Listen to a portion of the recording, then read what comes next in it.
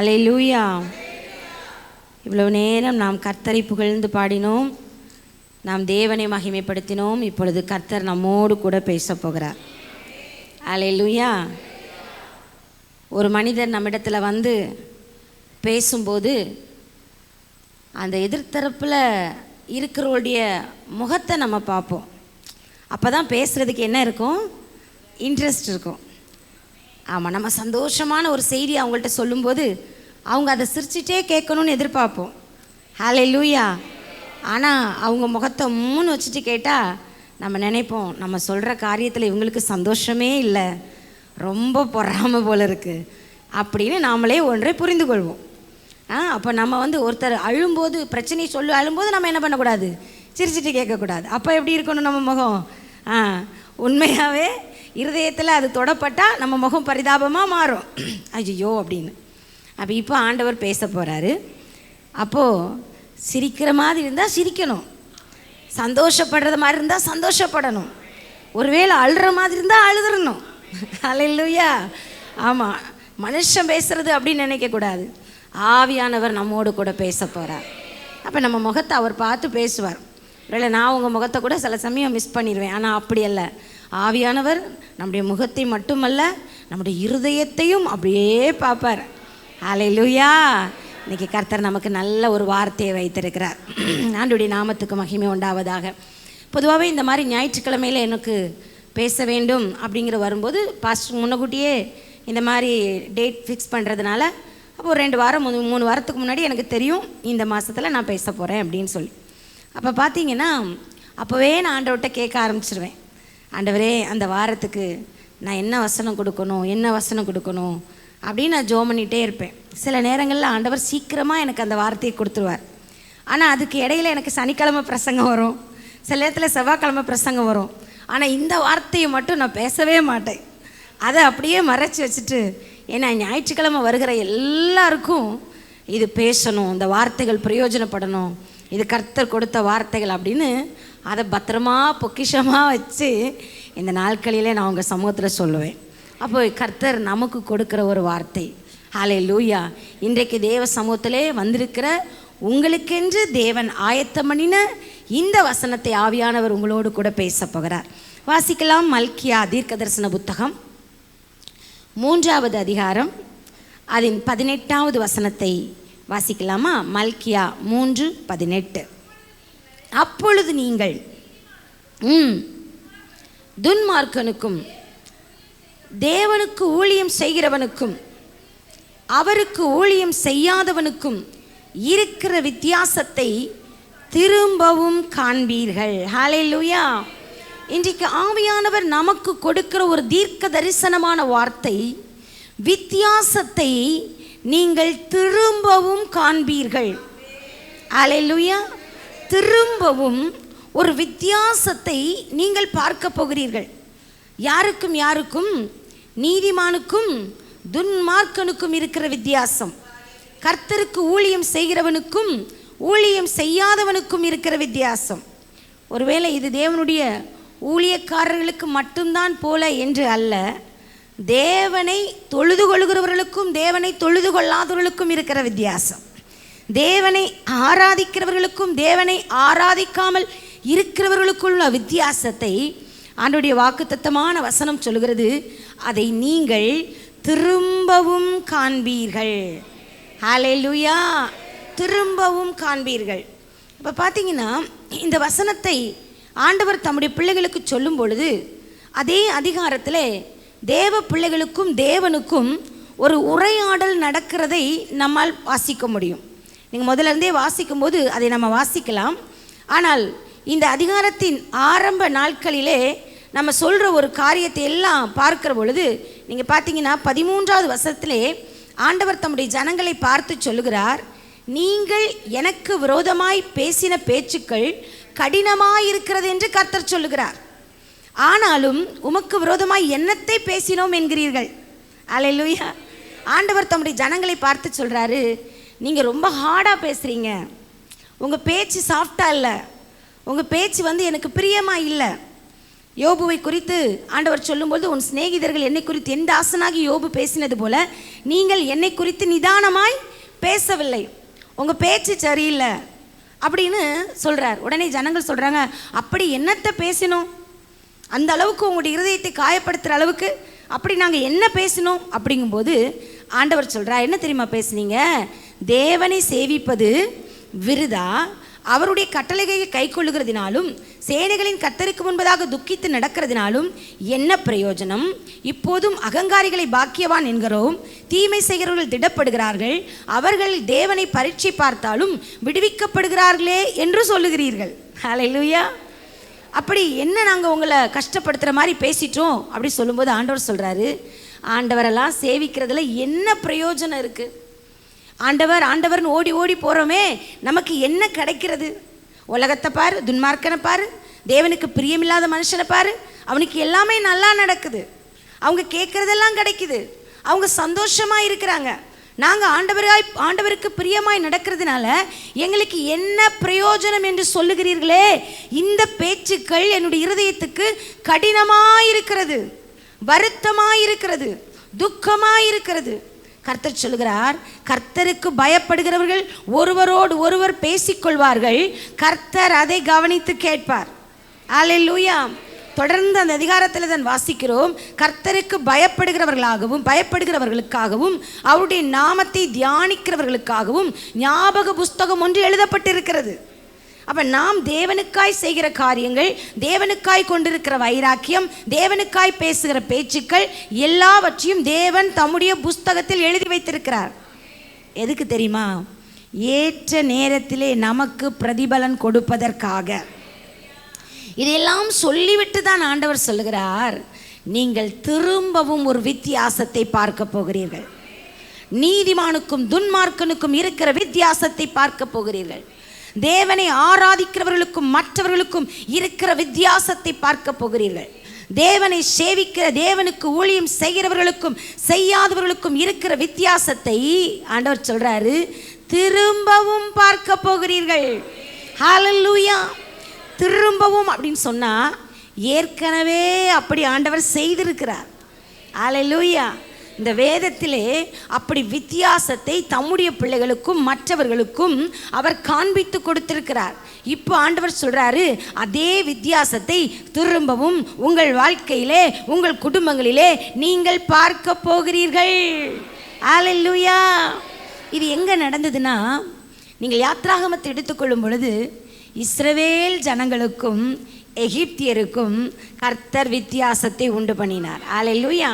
யாத்ராகம் 8வது அதிகாரம் 23வது வசனத்திலே நாம் வாசிக்கிற பொழுது ஆண்டவர் சொல்லுகிறார், அந்த வார்த்தையை வாசிங்கள், என் ஜனங்களுக்கும் உன் ஜனங்களுக்கும் வித்தியாசம் உண்டாகும்படி செய்வேன். ஹல்லேலூயா. ஆண்டவர் பார்வோனை பார்த்து சொல்கிறார், உன் ஜனங்களுக்கும் என் ஜனங்களுக்கும் நான் ஒரு வித்தியாசம் உண்டாகும்படி செய்வேன். எகிப்திலே நடந்த காரியங்களை எல்லாம் நாம் அறிந்திருக்கிறோம், அங்கு நடந்த பயங்கரமான காரியங்களை அறிந்திருக்கிறோம். ஆண்டவர் கோசேன் நாட்டை விசேஷப்படுத்தி, தம்முடைய பிள்ளைகள் இருக்கிற இடத்தை விசேஷப்படுத்தி, எத்தனையோ வாதைகள், எத்தனையோ பிரச்சனைகள் எகிப்துக்கு வந்த பொழுது எதுவும் தம்முடைய பிள்ளைகளுடைய எல்லைகளுக்குள்ளே வராதபடிக்கு ஒரு வித்தியாசத்தை காண்பித்து கொடுத்தார். ஹல்லேலூயா. ஜனங்களுக்கு வந்த கொள்ளை நோய்கள், எகிப்தியருக்கு வந்த கொள்ளை நோய்கள் இஸ்ரவேல் ஜனங்களுக்கு வரவில்லை. அது மட்டுமல்ல, எகிப்தியர்களுடைய மந்தைகளுக்கும் இஸ்ரவேலுடைய மந்தைகளுக்கும் கூட வித்தியாசத்தை கர்த்தர் உண்டு பண்ணினார். ஹல்லேலூயா. எகிப்தின் தேசத்துக்கும் இஸ்ரவேலர் வாழ்ந்த தேசத்துக்குமே ஒரு வித்தியாசத்தை உண்டு பண்ணினார். அங்கே இருள் இருந்தது, இங்கே வெளிச்சம் இருந்தது, இங்கே வியாதி இருந்தது, இங்கே ஆரோக்கியம் இருந்தது. ஹல்லேலூயா. எகிப்தியரின் பிள்ளைகளுக்கும் இஸ்ரவேலரின் பிள்ளைகளுக்கும் வித்தியாசத்தை கர்த்தர் உண்டு பண்ணினார்.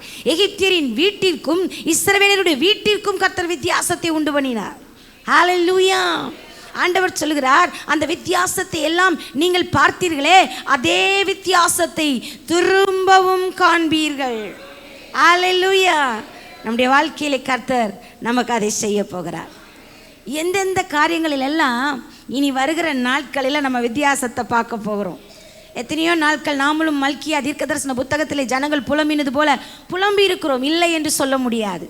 எத்தனையோ நேரங்களில் ஒருவேளை வாய் திறந்து சொல்லாவிட்டாலும் மனதில் கூட, ஆண்டவரே நாங்கள் உமக்கு பயந்து நடக்கிறோம், உமக்கு பிரியமாய் நடக்கிறோம், ஆனால் எங்கள் வாழ்க்கையில் இப்படிப்பட்டது நடக்கிறதே, தேவனுக்கு பிரியமில்லாமல் துன்மார்க்கமாய் வாழ்கிறவர்கள் நன்றாயிருக்கிறார்களே என்று சொல்லி எத்தனையோ நேரம் புலம்பி இருக்கலாம். சில நேரத்திலே நம்முடைய மனதிலே நினைத்திருக்கலாம். அல்லேலூயா. இப்படிப்பட்ட அனுபவங்கள் நம்ம வாழ்க்கையில் உண்டுன்னா இன்னைக்கு கர்த்தர் நம்மோடு பேசி கொண்டிருக்கிறார். திரும்பவும் வித்தியாசத்தை பார்க்க போகிறீர்கள். அப்போ என்னென்ன காரியங்களிலே ஆண்டவர் ஒரு வித்தியாசத்தை நம்முடைய வாழ்க்கையிலே மற்றவர்களுக்கும் நமக்கும் செய்ய போகிறார். இன்றைக்கி நீங்கள் தாகத்தோடு வாஞ்சையோடு இது எனக்குத்தான் என்று விருப்பத்தோடு கேட்பீர்கள் என்று சொன்னால் இந்த வசனம் உங்களோட வாழ்க்கையிலே அப்படியே நிறைவேறும். அல்லேலூயா. வாசிக்கலாம். ஆதியாகமம் 30வது அதிகாரம் அது 42, 43வது வசனங்களை வாசிக்கலாமா? ஆதியாகமம் 30, 42, 43. பலவீனமான ஆடுகள்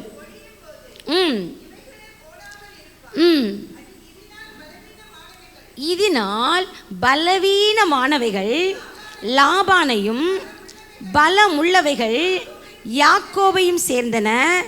இவ்விதமாய் அந்த புருஷன் மிகவும் விருத்தியடைந்து திரளான ஆடுகளும் வேலைக்காரிகளும் வேலைக்காரரும் ஒட்டகங்களும் கழுதைகளும் உடையவனானான். ஹல்லேலூயா. இன்னைக்கு ஆராதனை வேளையில் நல்ல ஒரு பாடல் பாடணும். யாக்கோபின் தேவன் நம்முடைய தேவன். வெறும் கோலும் கையுமாக கடந்து வந்த ஒரு மனுஷன் திரும்பி வரும்போது 2 பரிவாரங்களை உடையவனாய் மாறுகிறான். இங்கேதான் கர்த்தர் லாபானுக்கும் யாக்கோபுக்கும் ஒரு வித்தியாசத்தை உண்டு பண்ணினார். பலவீனமானவைகள் எல்லாம் லாபானை சேர்ந்தனவா, பலமுள்ளவைகள் எல்லாம் யாக்கோபை சேர்ந்தது. அல்லேலூயா. அப்போ கர்த்தருக்கு பயப்படுகிற ஒரு மனுஷனுக்கு பலமுள்ளவைகளாய் அவனுடைய மந்தை பெறுகிறது. கர்த்தருக்கு பயமில்லாத ஒரு மனுஷனுக்கு பலவீனமானவைகளாய் பெறுகிறது. அல்லேலூயா. இப்போ இந்த வித்தியாசத்தை யாக்கோபும் பார்க்கிறார், இந்த வித்தியாசத்தை லாபானும் பார்க்கிறார். அல்லேலூயா. நீங்கள் யாக்கோபினுடைய சரித்திரத்தை நமக்கு தெரியுமே.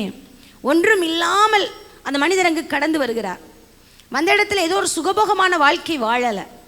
அவன் மாமனாரை பார்த்து சில காரியங்களை பேசும்போது சொல்கிறார், கிட்டத்தட்ட 14 வருடங்கள் உங்கள் குமாரத்திகளுக்காக நான் வேலை செஞ்சேன், என் மனைவிகளுக்காக நான் வேலை செஞ்சேன். அதுக்கப்புறம் ஒரு 6 வருடம் உம்முடைய மந்தையை நான் காத்து கொண்டிருந்தேன், உம்முடைய மந்தைகளுக்காக நான் வேலை செய்தேன். கிட்டத்தட்ட 10 முறை என் சம்பளத்தை என்ன பண்ணீங்க, நீங்கள் மாற்றினீர். சம்பளம் 10 முறை மாற்றப்பட்டது. அது மட்டுமல்ல, பகலிலே வெயிலில் இரவிலே குளிரில் இருந்து வேலை செஞ்சேன். சில காரியங்களில் எனக்கு சம்மந்தமே இல்லை, ஆனால் நஷ்டப்பட்டதுக்கெல்லாம் நான் ஈடு கொடுத்தேன். என் கையிலிருந்து நான் அந்த நஷ்டத்தை ஏற்றுக்கொண்டேன். எந்த ஒரு லாபமும் இல்லாமல் இருந்தேன். இப்படி தான் உம்மிடத்தில் நான் வேலை செய்தேன். அப்போ இப்படிப்பட்ட ஒரு வேலை செய்கிற ஒரு மனுஷனுடைய வாழ்க்கையிலே அவனுடைய மந்தை இவ்வளவு அற்புதமாய் பெறுகிறது என்று சொன்னால் இது ஒரு மனிதனுடைய செயலே அல்ல, இது கர்த்தருடைய செயல். அதனால் தான் யாக்கோபு லாபான் தன்னை துரத்தி வருகிற பொழுது அவர் சொல்லுவார், ஈசாக்கின் பயபக்திக்குரியவர் என்னோடு இராமல் போனால் நீர் இன்றைக்கு என்னை வெறுமையாய் அனுப்பியிருப்பீர். ஹல்லேலூயா. அப்போ கர்த்தர் என்னோடு கூட இருந்ததினால இன்னைக்கு என் மந்தைக்கும் உன் மந்தைக்கும் வித்தியாசம் இருக்கிறது. உன் மந்தை கொஞ்சமாய் இருக்கிறது, என் மந்தை பெருகி இருக்கிறது. உமது மந்தை பலவீனமாய் இருக்கிறது, எனது மந்தை பலமுள்ளதாய் பெருகி இருக்கிறது. அல்லேலூயா. இன்னைக்கு ஆவியானவர் உங்களுக்கு சொல்லுகிறார், கர்த்தருக்கு பயப்படுகிறவனுக்கும் கர்த்தருக்கு பயப்படாதவனுக்கும் இருக்கிற வித்தியாசத்தை திரும்பவும் நீங்கள் காண்பீர்கள். யாக்கோபினுடைய வாழ்க்கையிலே நடந்தது போல உங்கள் வாழ்க்கையிலே நடக்கும். இன்றைக்கு ஒருவேளை இன்றைக்கு தேவ சமூகத்திலே வெறும் கையாய், வெறும் கோலும் கையாய், வெறும் வாக்குத்தத்தம் மட்டும் கையில் ஏந்தினவர்களாய் இன்றைக்கு கர்த்தருடைய சமூகத்திலே நீங்கள் நின்று கொண்டிருக்கலாம். நாள் ஒன்று வரப்போகிறது, வித்தியாசத்தை காணப்படுகிற கர்த்தர் நம்முடைய வாழ்க்கையிலே நம்ம 2 பரிவாரங்களை உடையவர்களாய் கர்த்தர் மாற்றுவார் என்பது நிச்சயமான உண்மை. ஹல்லேலூயா. நீங்கள் பெருகவே பெருகுவீர்கள். கர்த்தர் உங்களை வர்த்திக்க பண்ணுவார். கர்த்தர் உங்களை விருத்தியடைய பண்ணுவார். கர்த்தர் உங்களை பலம் உள்ளவர்களாய் மாற்றுவார். உங்களை பராக்கிரமசாலிகளாய் மாற்றுவார். உங்கள் பிள்ளைகள் பலுகி பெருகுவார்கள். ஹல்லேலூயா. எல்லா இடத்திலும் ஒரு உயர்ந்த இடத்திற்கு கர்த்தர் கொண்டு வருவார். இந்த வித்தியாசத்தை உங்களை ஒடுக்கினவர்கள் காண்பார்கள். உங்களை துன்பப்படுத்தினவர்கள் காண்பார்கள். உங்களை துரத்தினவர்கள் காண்பார்கள். உங்கள் கண்களும் அதை பார்க்கும். ஹல்லேலூயா. சங்கீதம் 128 நாம் வாசிக்கிறோம், கர்த்தருக்கு பயந்து அவர் வழிகளில் நடக்கிறவன் எவனோ அவன் பாக்கியவான். ஹல்லேலூயா. என்னென்ன காரியங்கள் எல்லாம் சொல்லப்பட்டிருக்கிறதோ அது எல்லாம் இயேசுவின் நாமத்தினாலே நமக்கும் நம்முடைய குடும்பத்துக்கும் உரிமையாய் மாறுகிறது. ஆமென். கையின் பிரயாசங்களை கர்த்தர் பெருக பண்ணுவார். பிள்ளைகளின் ஆசீர்வாதங்களை கர்த்தர் பெருக பண்ணுவார். எருசலேமின் வாழ்வை தேவன் உங்களை காணும்படி செய்வார். ஆமென். இந்த வித்தியாசத்தை நீங்கள் திரும்ப பார்க்க போகிறீர்கள். ஹல்லேலூயா. இதுவரை இத்தனை நாள் பிரயாசப்பட்டும் ஒன்றும் இல்லாமல் இருக்கலாம். யாக்கோபு கூட ஒரு முறை சொன்னுவார், இனி நான் என் பிள்ளைகளுக்காய் என் குடும்பத்துக்காய் சம்பாதிப்பது எப்போது? எவ்வளோ கஷ்டப்பட்டேன், எவ்வளோ வருத்தப்பட்டேன். ஆனால் திரும்பி பார்க்கும்போது கையில் ஒன்றும் இல்லை. அதுக்காக நான் உழைக்காமல் இல்லை, வேதனைப்படாமல் இல்லை, வருத்தப்படாமல் இல்லை. எத்தனையோ வருடங்கள் உழைத்திருக்கிறேன், எத்தனையோ வருடங்கள் வேதனைப்பட்டிருக்கிறேன். ஆனால் இன்னைக்கு திரும்பி பார்த்தால் என் கையிலே ஒன்றுமில்லை. இனி நான் எப்போது என் பிள்ளைகளுக்காக சம்பாதிப்பேன்? எப்பொழுது என் குடும்பத்துக்காக சம்பாதிப்பேன்? ஒருவேளை இப்படிப்பட்ட கேள்வி உங்கள் வாழ்க்கையில் இருந்தா, சர்வ வல்லமை உள்ள தேவன் உங்களுக்கு சொல்லுகிறார், நான் உங்களுக்கு நன்மை செய்வேன் என்று வாக்கு கொடுத்த கர்த்தர் சொல்லுகிறார். ஒரு பெரிய விருத்தியும் பெருக்கத்தையும் கர்த்தர் கொடுத்து ஒரு வித்தியாசத்தை கர்த்தர் காண செய்வார். ஹல்லேலூயா. யாக்கோபின் மந்தை வெகு வெகு தீவிரமாய் பெருகினது.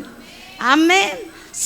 சீக்கிரமாய் பெருகினது, பலம் உள்ளவைகளாய் பெருகினது. அது கர்த்தரே அவருக்காக செய்து முடித்தார். இந்த அற்புதத்தை கர்த்தர் உங்களுக்கு செய்து ஒரு வித்தியாசத்தை கர்த்தர் உங்களுக்கு காண செய்வார். ஹல்லேலூயா. ஹல்லேலூயா. இரண்டாவது ஒரு காரியம் வாசிக்கலாம். என்னாகமம் 17வது அதிகாரம் அதன் 7வது 8வது வசனத்தை வாசிக்கலாமா? என்னாகமம் 17:7-8. அந்த கோல்களை மோசே சாட்சியின் கூடாரத்திலே கர்த்தருடைய சமூகத்திலே வைத்தான். மறுநாள் மோசே சாட்சியின் கூடாரத்திற்குள் பிரவேசித்த போது, இதோ லேவியின் குடும்பத்தாருக்கு இருந்த ஆரோனின் கோல் துளிர்த்தது. அது துளிர் விட்டு, அது பூ பூத்து, அது வாதுமை பழங்களை கொடுத்தது. ஹல்லேலூயா. இந்த பேக்ரவுண்ட் ஸ்டோரி நமக்கு தெரியும். இஸ்ரவேல் புத்திரரிலே சில குரூப் எழும்பி, கோராகு, தாத்தான், அபிராம் போன்ற சில கூட்டத்தார் எழும்பி மோசேக்கும் ஆரோனுக்கும் விரோதமாக முறுமுறுத்து அநேக காரியங்களை அவர்கள் செய்கிறார்கள். அதனால் தேவனுடைய கோபம் அங்கே பற்றி எரிந்தது. அப்படிப்பட்ட நபர்களை பூமி வாயை பிளந்து விழுங்கி போட்டது. அதற்கு பிறகும் அவர்களுடைய முறுமுறுப்பு அடங்காத பட்சத்திலே கர்த்தருடைய வாதை தேவனுடைய சன்னிதானத்திலிருந்து புறப்பட்டு ஜனங்களை அழிக்க ஆரம்பித்தது. அப்போது மோசேயும் ஆரோனும் திறப்பிலே நின்று ஜனங்களுக்காக ஜெபித்த பொழுதுதான் வாதை நிறுத்தப்பட்டது. அப்போது ஆண்டவர் சொன்னார், இந்த பிரச்சனை இன்னையோடு முடியாது. ஏன்னா ஜனங்களுக்குள்ள இன்னும் முழுமையான ஒரு மாற்றம் இல்லை. ஏதோ இன்னைக்கு பயத்தில் தான் அவங்க சரி என்று சொல்லுகிறார்கள். மனதளவில் இன்னும் திருந்தலை. ஏன்னா அவங்களோட பிரச்சனை என்னென்னா, மோசே தான் பெரிய ஆளா, ஆரோன் தான் பெரிய ஆளா, ஏன் நாங்கள் இதெல்லாம் செய்யக்கூடாதா என்று தான் அவர்களுக்கு விரோதமாய் முறுமுறுக்க ஆரம்பித்தார்கள். அப்போ இந்த முறுமுறுப்பை நான் முழுவதும் நீங்க பண்ண வேண்டுமென்றால் ஒரு காரியத்தை நான் செய்கிறேன் என்று சொல்லி 12 கோத்திரத்தாரையும் அழைத்து அந்த கோத்திரத்துக்கு ஒரு தலைவனை தெரிந்து கொள்ள சொல்லி அந்த கோத்திரத்தின் பெயரை அவர்களுடைய அந்த தலைவனுடைய கோலிலே எழுதி, அப்போ 12 கோத்திரத்தில் உள்ள தலைவர்களும் வருகிறார்கள். அவர்களுடைய கையிலே ஒவ்வொரு கோல், ஒவ்வொரு கம்பு, ஒவ்வொரு குச்சி கொண்டு வருகிறார்கள். ஹல்லேலூயா. ஒவ்வொரு கோல் கொண்டு வருகிறார்கள். அதுபோல் லேவி குடும்பத்திலே ஆரோனை தெரிந்து கொண்டு அவரும் லேவி குடும்பத்தாரின் பெயரை எழுதின ஒரு கோலை கொண்டு வருகிறார். இப்படி 12 கோத்திரத்தின் பெயர் எழுதப்பட்ட கோல்கள் மோசே இடத்திலே கொடுக்கப்படுகிறது. மோசே அதை சாட்சி பெட்டியிலே வைத்து விட்டார். அவர் சொல்லி அனுப்புகிறார், ஆண்டவர் சொல்லி இருக்கிறார், நாளைக்கு யாரை கர்த்தர் தெரிந்திருக்கிறார் என்பதை நீங்கள் பார்க்க போகிறீங்க, போயிட்டு வாங்க அப்படின்னு சொல்லிட்டார். பார்த்தீங்கன்னா அந்த கோல்கள் தேவனுடைய சமூகத்திலே இருக்கிறது. நான் யோசித்து பார்க்கிறேன், இந்த ஆரோனுடைய கோல் என்பது இன்றைக்கு நேற்றைக்கு அவருடைய கரத்தில் உள்ளது அல்ல. அல்லேலூயா. இஸ்ரவேல் ஜனங்களை அவர்கள் எகிப்திலிருந்து வெளியே கொண்டு வரும் பொழுதே பல இடங்களிலே ஆரோனுடைய கோல் உபயோகப்படுத்தப்பட்டது. மோசையின் கோலும் ஆரோனின் கோலும் ஒன்று என்று சொல்லுகிறவர்களும் இருக்கிறார்கள். ஆனால் மற்ற கோத்திரத்தை நாம் எடுத்து பார்க்கிற பொழுது அவர்கள் ஒருவேளை பச்சையான கோலை கூட என்ன பண்ணியிருக்கலாம், வெட்டி எடுத்துகிட்டு வந்து கூட வைத்திருக்கலாம். ஆனால் ஆரோனின் கோல் ரொம்ப பச்சையாக இருக்கிறதுக்கு வாய்ப்பு கம்மி. அது காய்ந்து தான் உலர்ந்து தான் இருந்திருக்கும். பாருங்கள், இப்பொழுது அடுத்த நாள் எல்லாரையும் வர சொல்லிவிட்டார்கள். மோசே சாட்சி பெட்டியில் இருக்கிற 12 கோலை வெளியே எடுத்து வருகிற பொழுது ஆரோனின் கோலுக்கும் மற்றவர்களின் கோலுக்கும் ஒரு வித்தியாசத்தை ஜனங்கள் கண்டார்கள். அல்லேலூயா. மற்றவர்களின் கோல் எல்லாம் எப்படி கொடுக்கப்பட்டதோ அப்படியே இருந்தது. ஆனால் ஆரோனின் கோலோ அது துளிர்த்திருந்தது, அது பூ பூத்திருந்தது, அது வாதும பழங்களை கொடுத்திருந்தது.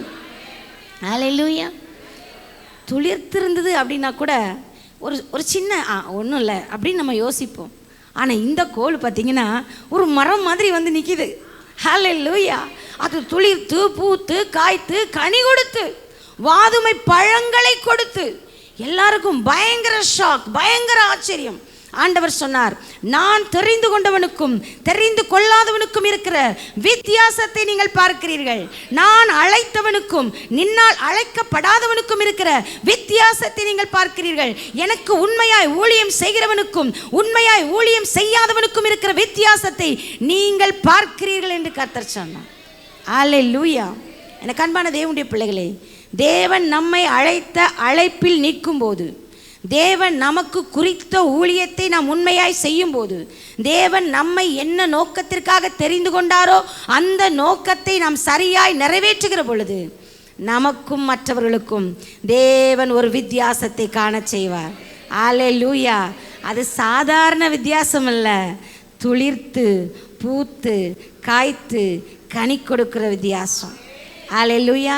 ஒருவேளை இன்னைக்கு நம்முடைய ஆவிக்குரிய வாழ்க்கை சில இடங்களில் வறண்டது போல இருக்கலாம். நிறைய நேரங்களில் தேவ சமூகத்தில் ஜெபிக்கும் போது, முன்னாடி ஒரு காலத்தில் நான் நல்லா ஜெபிப்பேன், நல்லா விசுவாசிப்பேன், கர்த்தருக்காக நல்லா ஊழியம் செய்வேன். ஆனால் இன்னைக்கு ஏதோ ஒரு காரியத்தினால நான் வறண்டு போயிருக்கிறேன், என்னுடைய வாழ்க்கையில் வறட்சி இருக்கிறது என்று நீங்கள் சொல்லலாம். இல்லாவிட்டால் உங்களுடைய பொருளாதாரத்தை நீங்கள் பார்க்கும்போது, ஐயோ ஒரு முன்பு நான் நன்றாக இருந்தேனே, முன்பு எங்கள் குடும்பம் வாழ்ந்திருந்ததே, முன்பு நான் செய்கிற வேலைகள் எல்லாம் செழிப்பாக இருந்ததே, இன்றோ மற்றவர்கள் பரியாசம் பண்ணுகிற அளவிற்கு ஒரு வறட்சியின் வாழ்க்கையில் இருக்கிறதே என்று சொல்லி நீங்கள் வேதனைப்படலாம். இல்லாவிட்டால் உங்களுடைய பிள்ளைகளுடைய வாழ்க்கைகள், குடும்ப வாழ்க்கைகள் ஒரு வனாந்திரத்தை போல, ஒரு வறண்ட நிலத்தை போல, மற்றவர்கள் நிந்திக்கப்படுவதற்கும் குறை சொல்வதற்கும் பரிதாபப்படுவதற்கும் ஏதுவாய் இருப்பது போல தோன்றலாம். அல்லேலூயா. ஆனால் ஒன்றை நீங்கள் புரிந்து கொள்ளுங்கள், நீங்கள் சாட்சி பெட்டிக்கு வெளியே இல்லை, சாட்சி பெட்டிக்குள் உள்ளே இருக்கிறீர்கள். நீங்கள் தேவனுடைய சபைக்கு வெளியே இல்லை, தேவனுடைய சபைக்கு உள்ளே இருக்கிறீர்கள். நீங்கள் தேவனுடைய கரத்திற்கு வெளியே இல்லை, தேவனுடைய கரத்திற்குள் உள்ளே இருக்கிறீர்கள். நீங்கள் பரிசுத்த ஆவியினுடைய பிரசன்னத்துக்கு வெளியே இல்லை, தேவ பிரசன்னத்திற்குள் இருக்கிறீர்கள். அல்லேலூயா. நாள் ஒன்று வரும், மற்றவர்களுக்கும் உங்களுக்கும் ஒரு வித்தியாசம் உண்டாகும், மற்றவர்களின் பிள்ளைகளுக்கும் உங்கள் பிள்ளைகளுக்கும் ஒரு வித்தியாசம் உண்டாகும். அல்லேலூயா. உங்களுடைய ஆவிக்குரிய வாழ்க்கைக்கும் மற்றவர்களுக்கும் ஒரு வித்தியாசம் உண்டாகும். உங்களுடைய கோல் துளிர்க்கும், பூக்கும், காய்த்து கனி கொடுக்கும். அல்லேலூயா. வித்தியாசம் இருக்கிறது இருக்கிறது என்று யாரிடத்திலும் போய் உங்களை சொல்லி ப்ரூவ் பண்ண வேண்டிய அவசியம் இல்லை. நீங்கள் எத்தனை தான் மறைத்தாலும் உங்களுடைய ஆசீர்வாதத்தை உங்களால் மறைக்க முடியாத அளவிற்கு கர்த்தர் உங்களை பூத்து குலுங்கி காய்த்து கனி கொடுக்க செய்வார். ஹல்லேலூயா. நீங்கள் வாழ்ந்து சுகித்திருப்பீர்கள், உங்கள் பிள்ளைகள் வாழ்ந்து சுகித்திருப்பார்கள். ஹல்லேலூயா. கர்த்தருடைய ஆசீர்வாதம் உங்களுடைய வாழ்க்கையில பலுகி பெருக பண்ணும். ஆமென். தாமதமாகிறது என்று கவலையே வேண்டாம். ஏன் எனக்கு இன்னும் நடக்கலன்னு பயம் வேண்டாம்.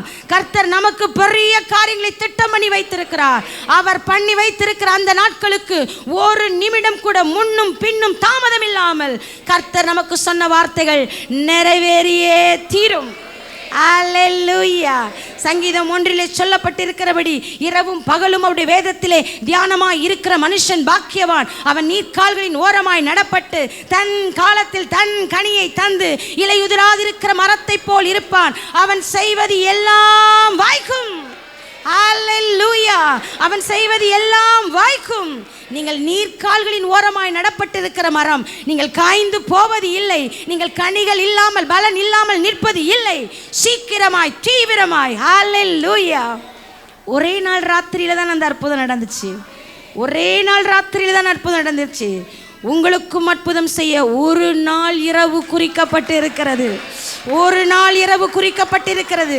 நீங்கள் சமாதானத்தோடு நித்திரை செய்து எழும்புகிற அந்த நாள் உங்களுடைய வாழ்க்கையிலே ஒரு பெரிய நற்செய்தியும் வித்தியாசமும் ஆசீர்வாதத்தையும் கர்த்தர் வரப்பண்ணி உங்களை தலைத்து ஓங்கி செய்வார். அன்னைக்கு அந்த வித்தியாசத்தை லாபான் என்கிற ஒரு சத்துரு மட்டும் பார்க்க மாட்டான். அந்த இஸ்ரவேல் குடும்பத்துக்குள்ள அவர்கள் மீது பொறாமை கொண்ட அத்தனை நபர்களும் பார்க்கத்தக்கதாக தேவன் வித்தியாசத்தை உண்டாக்குவார். ஹல்லேலூயா. மூன்றாவது ஒரு காரியம் வாசிக்கலாம். தானியேல் 1 அதிகாரம் அதன் 15வது வசனம் வாசிங்க. தானியேல் 1:15. தானியேல் 10 நாள் சென்ற பின்பு ராஜ போஜனத்தை புசித்த எல்லா வாலிபரை பார்க்கிலும் அவர்கள் முகம் களையுள்ளதாயும் சரீரம் புஷ்டி உள்ளதாயும் காணப்பட்டது. ஹல்லேலூயா. இங்க தானியேலுக்கும், அதாவது தானியேல், ஷாத்ராக், மேஷாக், ஆபேத் நேகோ என்று பெயர் அழைக்கப்பட்ட தேவ பிள்ளைகள் 4 பேருக்கும் மற்ற வாலிபர்களுக்கும் ஒரு வித்தியாசம் காணப்படுகிறதை அங்கே இருக்கிற பிரதானிகள் எல்லாரும் பார்க்குறாங்க.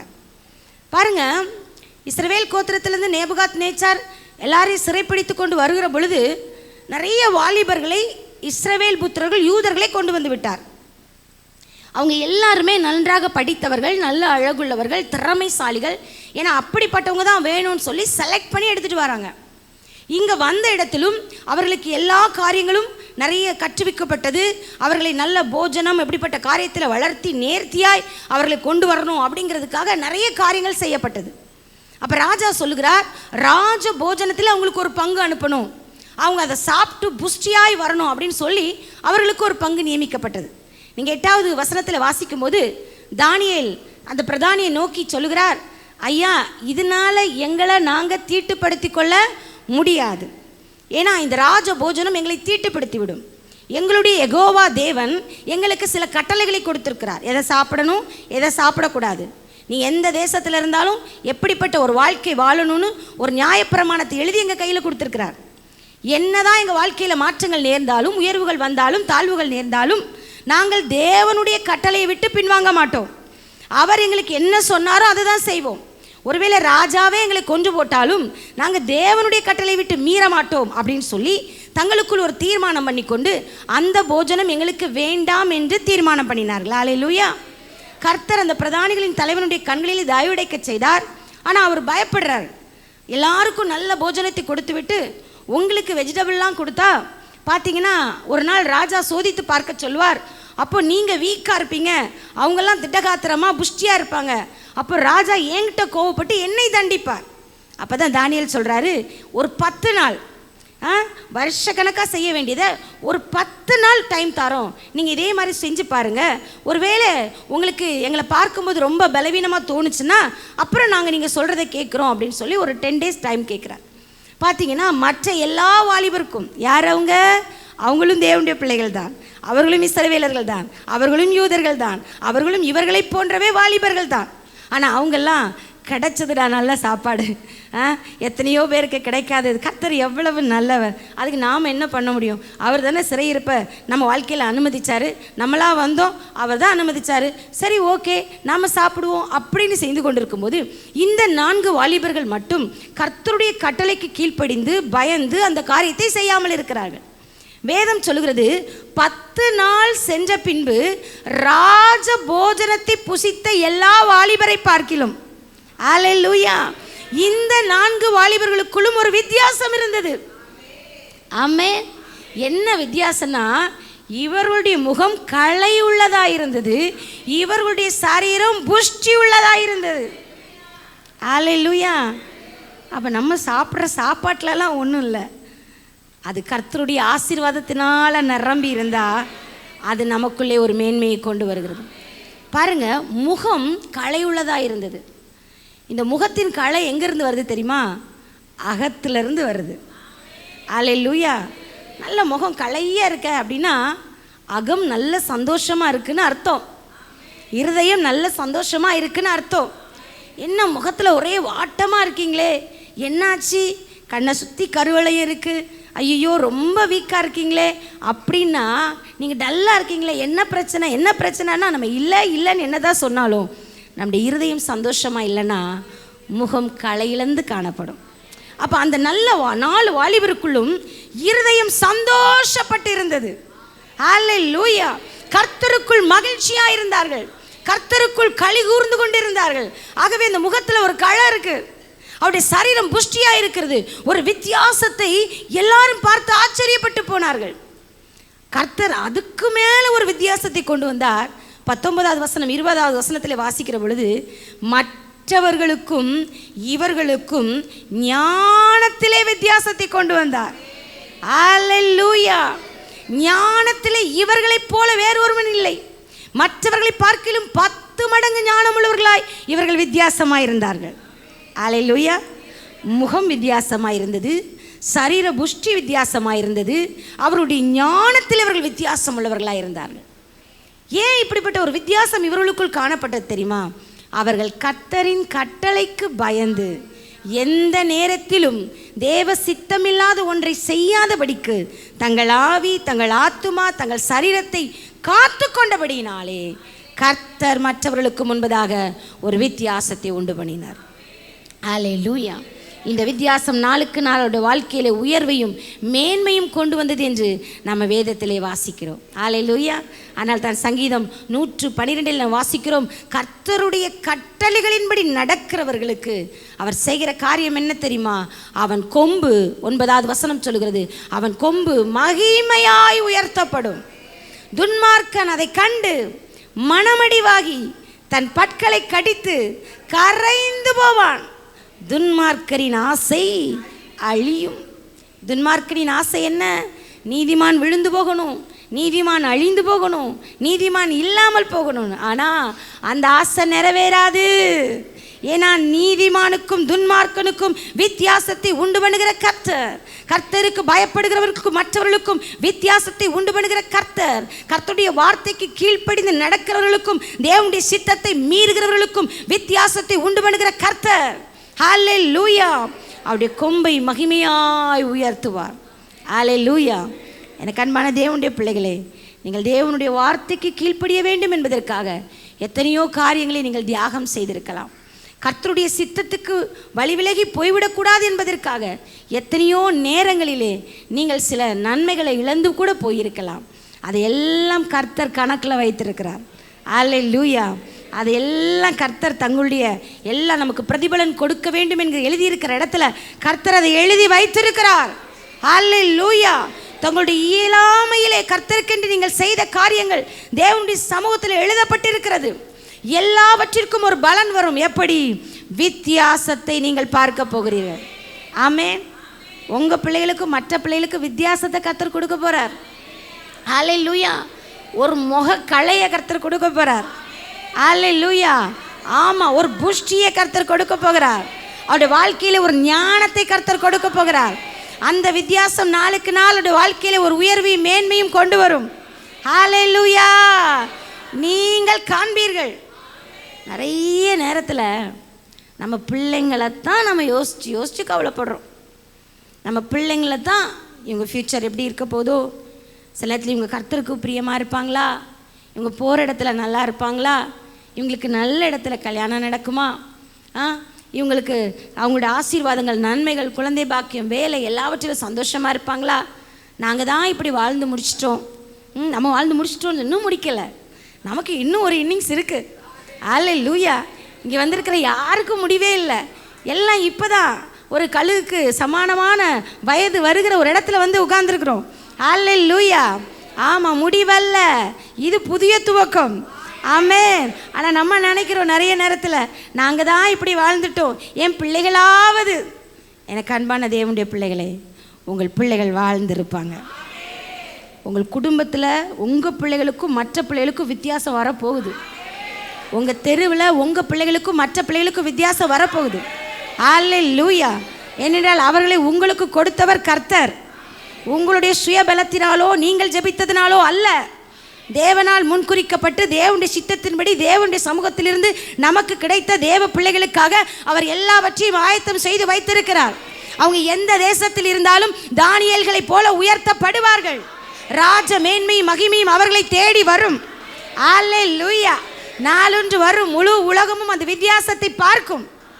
அதுக்கெல்லாம் நீங்கள் பயப்படாதீங்க. நீங்களும் பார்ப்பீங்க, மற்றவர்களும் பார்ப்பாங்க. உங்கள் முகத்திலும் கர்த்தர் ஒரு கலையை உண்டு பண்ணுவார்.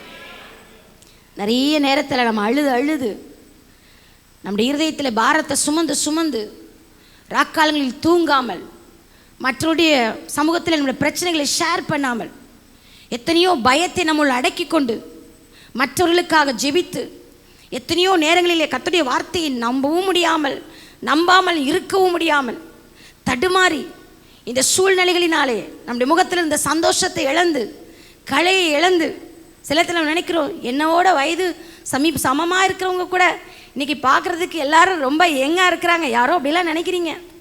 அதுதான் ஆவியானவர்களோடு பேசி கொண்டிருக்கிறார்.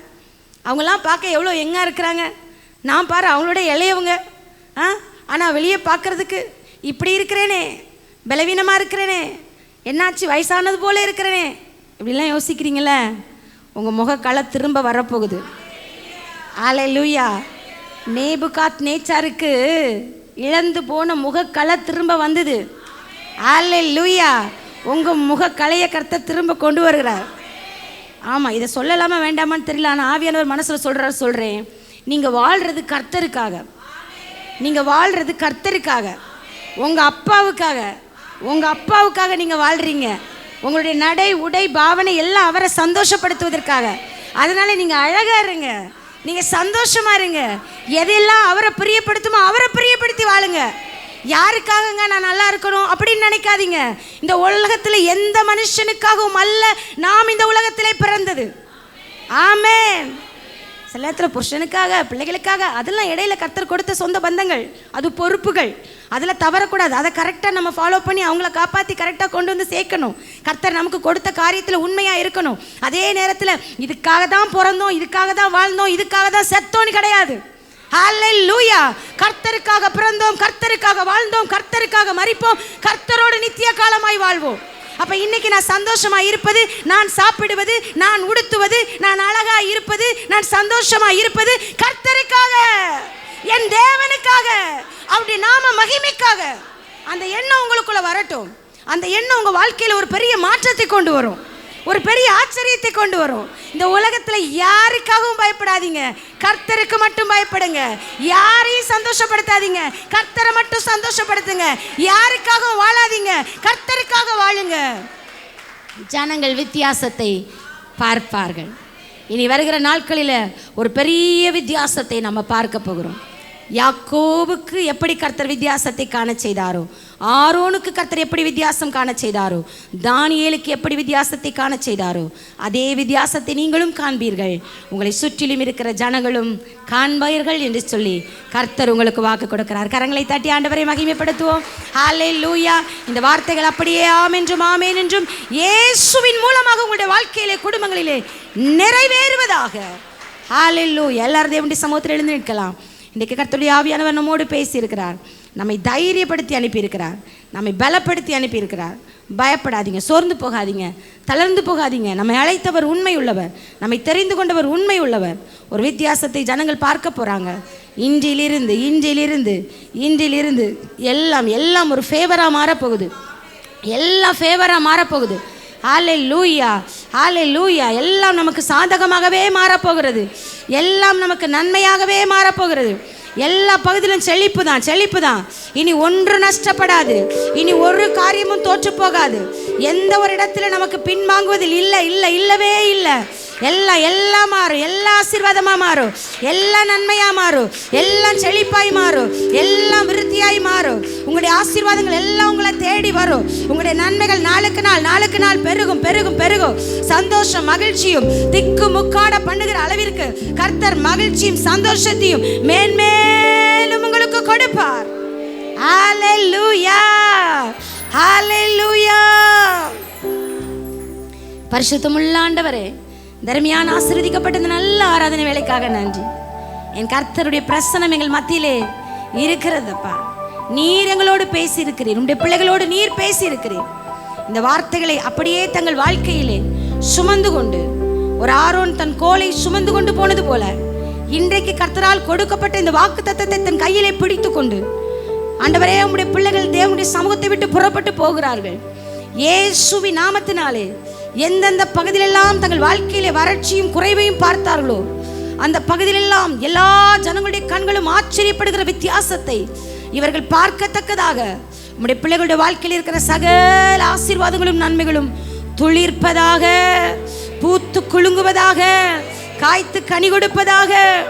மிகுந்த சந்தோஷத்தோடும் மிகுந்த ஆச்சரியத்தோடும் தேவனுடைய சமூகத்திற்கு ஓடி வந்து உமக்கு நன்றி சொல்லத்தக்கதாக உம்முடைய பிள்ளைகளுடைய வாழ்க்கையிலே கர்த்தர் உண்டு பண்ணுகிற நன்மைகளுக்காக உமக்கு ஸ்தோத்திரம் ஆண்டவரே. உமக்கு ஸ்தோத்திரம், உமக்கு ஸ்தோத்திரம். நீர் ஆசீர்வதிக்கவே ஆசீர்வதியும், நீர் பெருகவே பெருக பண்ணும். நன்மையும் கிருபையும் உடைய பிள்ளைகளை தொடரும்படி செய்யும். இந்த வாரத்தில் உடைய பிள்ளைகள் எடுக்கிற எல்லா காரியங்களும் வாய்க்கட்டும். தடைப்பட்ட நன்மைகள் வரட்டும். உடைக்கப்பட்ட இடத்திலே கர்த்தருடைய வல்லமை வெளிப்படட்டும். அதிசயங்களும் அற்புதங்களும் உடைய பிள்ளைகளுடைய கண்கள் பார்க்கட்டும். எந்தெந்த காரியங்களை குறித்து அழுது புலம்பினார்களோ அதே காரியங்களிலே கர்த்தர் செய்கிற நன்மைகளை கண்டு ஆனந்த களிப்பாய் கூச்சலிட்டு உம்மை மகிமைப்படுத்தத்தக்கதாக கர்த்தருடைய மகிமையின் வல்லமை வெளிப்படுவதாக இயேசுவின் நாமத்தில். ஆண்டவரே, உமக்கு ஸ்தோத்திரம். உம்முடைய கிருபை உள்ள கரத்துக்களை எங்களை ஒப்பு கொடுத்து ஜெபிக்கிறோம். தொடர்ந்து வழிநடத்தி ஆசீர்வதியும். இரண்டாவது ஆராதனை கர்த்தர் ஆசீர்வதியும். வராமல் தடைப்பட்ட ஜனங்களை எல்லாம் அந்த ஆராதனைகளுக்கு கர்த்தர் கொண்டு வரும். இன்னும் புதிய குடும்பங்களை, புதிய ஆத்துமக்களை கொண்டு வரும். ஊழியத்திலும் சபையிலும் ஒரு பெரிய பெருக்கத்தை, விருத்தியை நாங்கள் பார்க்க உதவி செய்யும். தாழ்த்தி ஒப்பு கொடுக்கிறோம். ஆசீர்வதியும். எங்கள் அன்பு இரட்சகர் இயேசுவின் நாமத்தில் வேண்டிக் கொள்கிறோம். ஜீவனுள்ள நல்ல பிதாவே. என் ஆத்துமாவே கர்த்தரை ஸ்தோத்திரி. என் முழு உள்ளமையோடு பரிசுத்த நாமத்தை ஸ்தோத்திரி. என் ஆத்துமாவே கர்த்தரை ஸ்தோத்திரி. அவர் செய்த சகல உபகாரங்களையும் மறவாதே. ஆமென். நம்முடைய கர்த்தராகிய இயேசு கிறிஸ்துவினுடைய கிருபையும் பிதாவாகிய தேவனுடைய அன்பும் பரிசுத்த ஆவியானுடைய ஐக்கியமும் சிநேகமும் நம் அனைவரோடும் இன்றும் என்றும் சதா காலங்களிலும் தங்கியிருப்பதாக. ஆமென். ஹல்லேலூயா. கர்த்தர் உங்களை ஆசீர்வதிப்பார். ஆமென்.